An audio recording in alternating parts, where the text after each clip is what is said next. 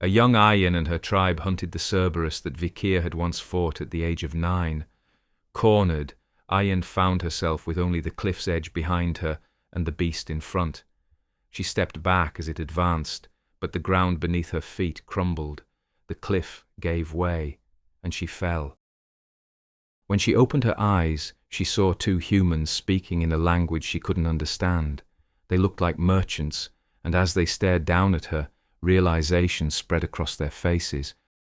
A valuable slave had fallen right into their hands.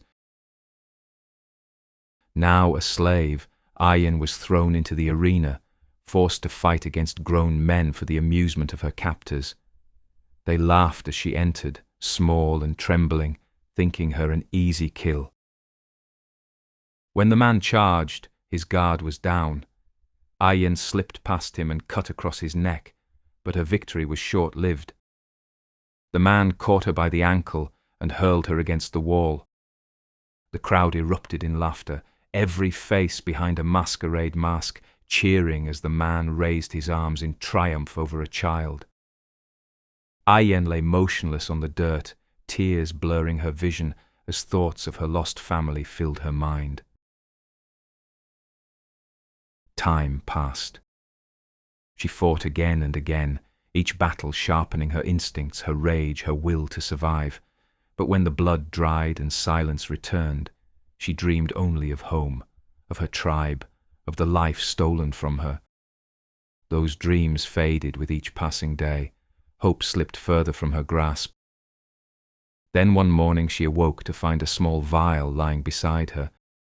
A boy stood before her, her saviour shining like light breaking through the darkness. He told her to go. In that moment he gave her back the life she thought was lost forever. Aryan woke from her dream with her head resting on her mother's lap. Aquila brushed her hair aside, asking softly if she'd been having a nightmare. She told her daughter she had kept calling for Vikir in her sleep. Aryan's voice was faint as she admitted the pain was getting worse. Her chest ached, her strength was fading. She wondered aloud if it could be the Red Death. Her mother smiled faintly and said that once she and Aryan's father had planted a small seed.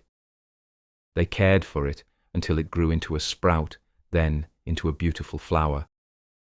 Then they plucked that flower, crushed its juice, and smoked it. After that, they rolled on the ground in drunken ecstasy, and that was the night Aryan was conceived. Her smile faded slightly as she added that her father was executed by her grandfather soon after for his actions with his own daughter. Aryan groaned, asking why she would ever tell her that. Now she felt even worse.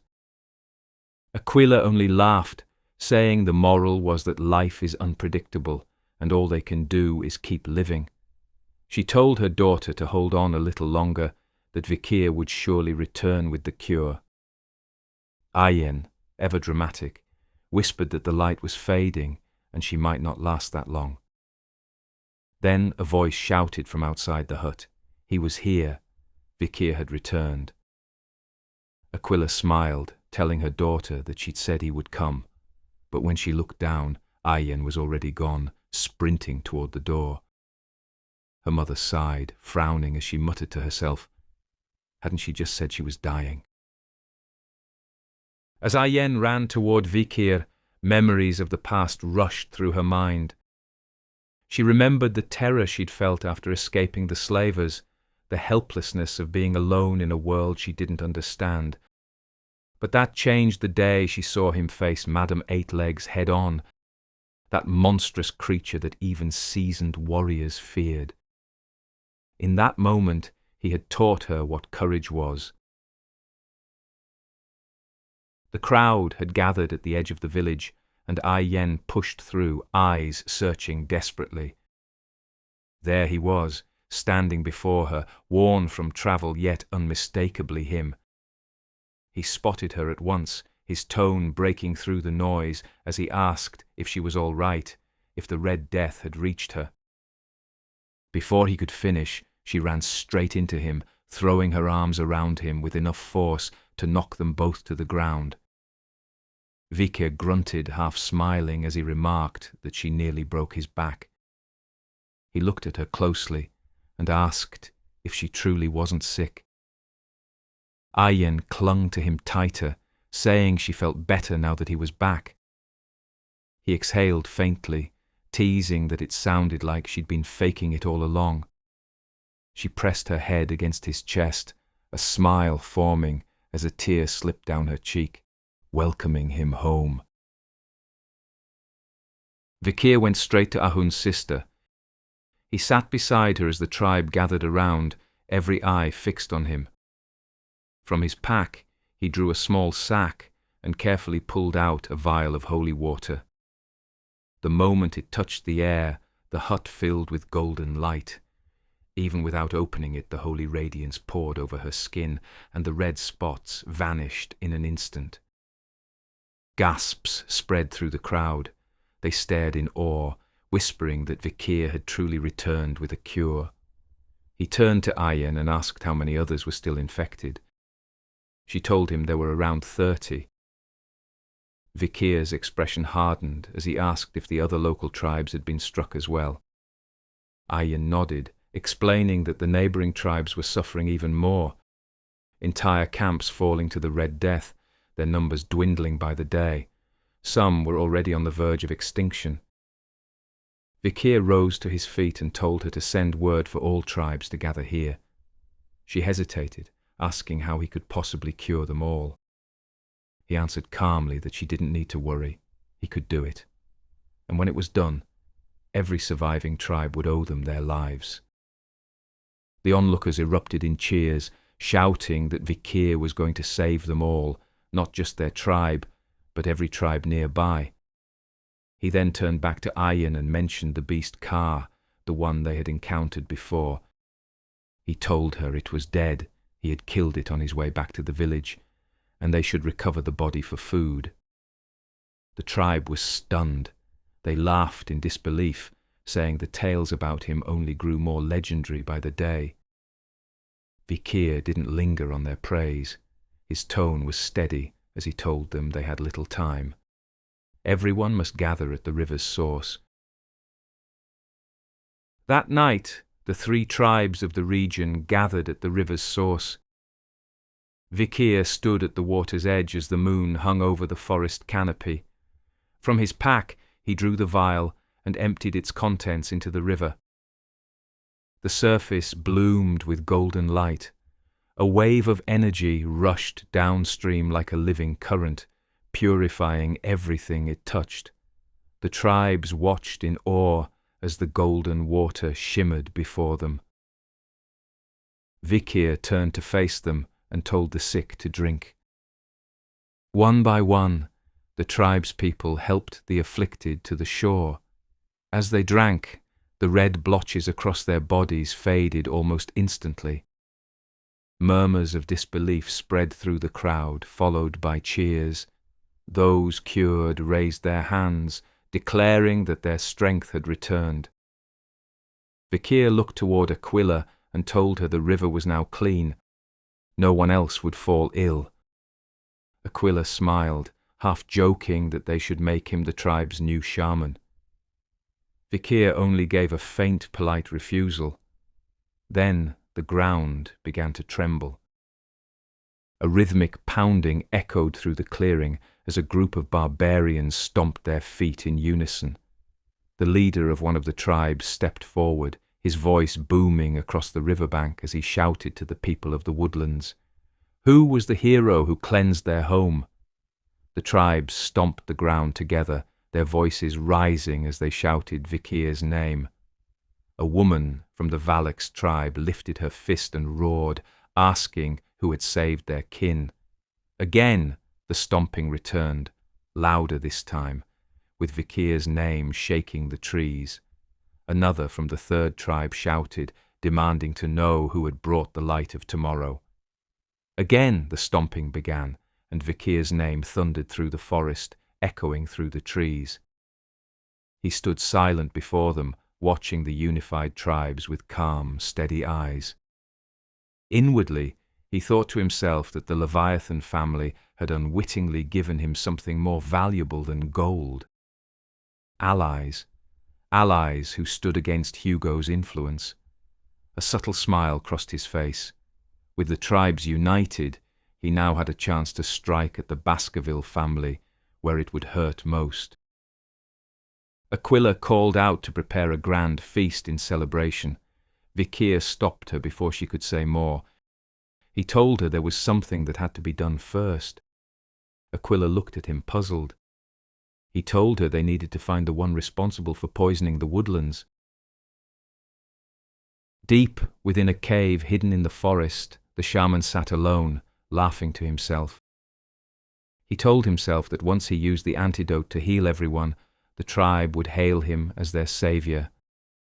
Poisoning Ahuel, his own granddaughter, had been the right decision, he thought. No one would ever suspect him. Still grinning, he left the cave, certain his plan was perfect. But when he reached the edge of the village, his laughter stopped. The people looked healthy, normal. No coughing, no fever, no red spots. He froze behind a tree, staring in disbelief. How were they healthy again? Then he saw Ahuel. She was radiant and smiling. Panic began to spread through him as he whispered under his breath, asking what had happened while he was in the cave pretending to perform the rite. He ran to the river's source and stopped dead in his tracks. The water was perfectly clear, cleaner than he'd ever seen it. He clutched his head, breathing heavily as dread twisted in his gut. How did this happen? A voice behind him cut through the air. Vikir asked if the water looked quite clear to him. The shaman spun around, stumbling back, stammering in fear. And there they stood, Vikir in front, the entire Valak tribe behind him. Their expressions were hard, all eyes fixed on the old man. Now Vikir had no doubt. It was him. In his past life, there had been a cautionary tale among storytellers about an atrocity committed by an old man of the Woodlands, a man who poisoned his people to become their hero, hoping to save them himself. But his cure failed, and most of his tribe died. That man, Vikir realized, was standing before him now. The shaman tried to steady himself, thinking it impossible for them to know what he had done. He straightened and asked why everyone had gathered here. Aquila stepped forward and asked if he had completed the rite successfully. The shaman nodded quickly, stuttering that of course he had. The disease should begin fading soon, he said. The chief's voice grew sharp as she mentioned the rumors spreading through the empire. That war had broken out between noble houses because of this plague. She wondered aloud if it had been deliberately created and released into the Woodlands. Then her eyes narrowed on the shaman. Why would a noble house from the empire bother poisoning them? The shaman's breath quickened. He insisted he had no idea, that he had only just left the cave after performing the rite and knew nothing about such matters. Aquila's tone hardened. Then, why had he come straight here, to the river's source? She turned toward Vikir. He came just as you said, she told him. Vikir nodded. Then she faced the shaman again. Let's see if Vikir's next prediction comes true. The old man froze, trembling as he asked what she meant. She thought back to what Vikir had predicted, that the shaman would carry the antidote himself and use it to cure the water, claiming the rite had healed the tribe. Her voice was steady, commanding now. She told him to open the pouch he carried and show them what was inside. The shaman's eyes went wide. He stood there in silence, pale and shaking. When Vikir first returned to the village, he asked Ayyan about the shaman's past. She told him the man wasn't originally from their tribe. The former shaman had taken him as a slave from another tribe, though no one knew exactly which one. Years later, he killed that same shaman, who had been accused of plotting a rebellion. For exposing the plot, he was freed from slavery and made the new shaman in the dead man's place. From then on, he did everything he could to be accepted by the tribe, but by the time the tribe truly embraced him, he was already an old man. Vikir quietly wondered if the old man believed the tribe owed him for all those lost years. Perhaps he coveted the chief's position, or even control of the entire woodland. Aquila's voice broke the silence, sharp and cold. She repeated herself, ordering the shaman to show her what was in the pouch. The old man swallowed hard before forcing a nervous smile. "Of course," he said. He reached for the pouch at his belt, but as he pulled it free, he let it slip from his fingers. It fell into the river, spilling a cloud of white powder that dissolved instantly into the water. He gasped and cursed his trembling hands, apologizing to the chief as the white powder dispersed into the water. Aquila's expression didn't change. She said flatly that, just as Vikir had predicted, he had dropped the pouch into the river. The shaman quickly protested his innocence, swearing he had done nothing wrong. Then he raised his voice, demanding justice, urging Aquila to punish Vikir for slandering his good name. The chief nodded slowly. She agreed.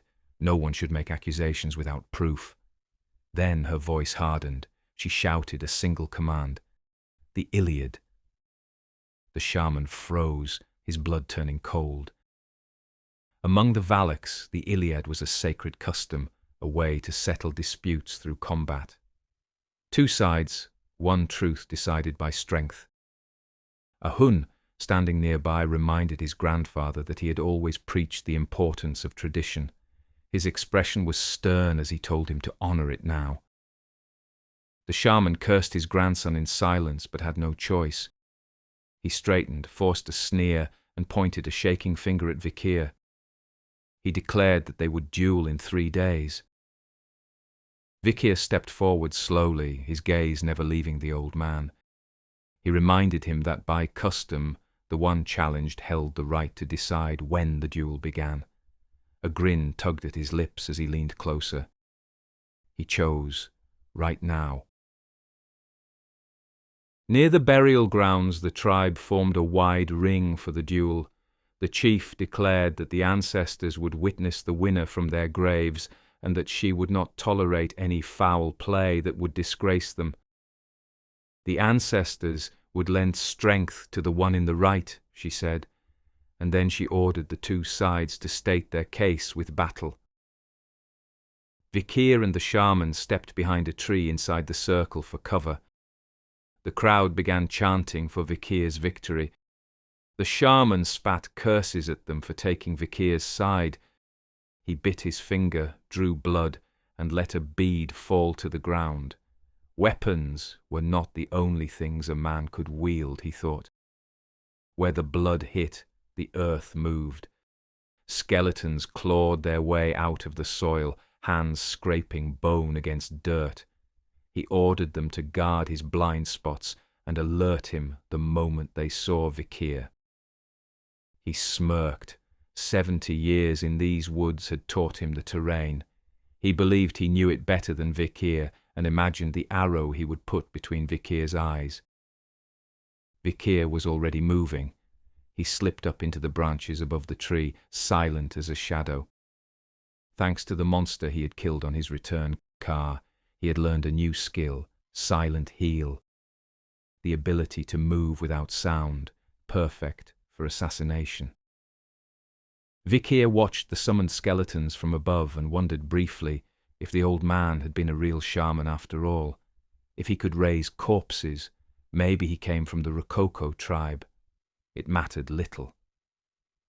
Before the old man could react, Vikir dropped and destroyed every skeleton in a single movement, each strike precise and soundless. The shaman watched from behind the tree, still certain he held the upper hand.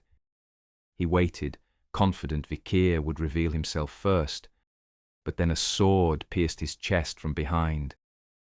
He looked down in disbelief as the strength left his body. Vikir stood over him in silence. Ayen ran forward. The onlookers could not believe it was over so quickly. They whispered that the ancestors must have deemed the old man unworthy. The shaman lay bleeding, panic flaring across his face. He could not die yet, he thought. All those years of humiliation, the sacrifices to win acceptance, it could not end like this. Why was Vikir so easily embraced by them, he wondered, staring at the man who had taken everything he wanted. They will pay, he seethed. Vikir told Ahun to finish him off. He would only prolong the suffering. Ahun refused, teeth clenched, saying he had almost lost his sister because of that man. The traitor deserved to suffer. With life leaking away, the shaman dragged a finger and painted hieroglyphs on the ground with his blood. When he finished the sigil, a cold, ancient energy burst from the tombs above. The sky darkened. The tribe looked up, sensing something ominous stirring in the air. Ahun's eyes widened as he saw his grandfather climb unsteadily from the mound. Vikir froze in disbelief. The blade had pierced his lung, yet the old man was still moving. The shaman rose, voice ragged, and declared that the wrath of the ancestors had fallen upon them. His eyes pulsed with a dark, otherworldly light as he told the tribe that they should fear what came next. Vikir lunged, shouting that the old man must be killed now, but a blast of shadow slammed into the ground before him, halting his advance. Dust stung his eyes. It was too late, he thought, as he rubbed grit from his face. The shaman sneered at the gathered tribes, proclaiming that the ancestors had chosen him and that they should brace themselves for Judgment Day.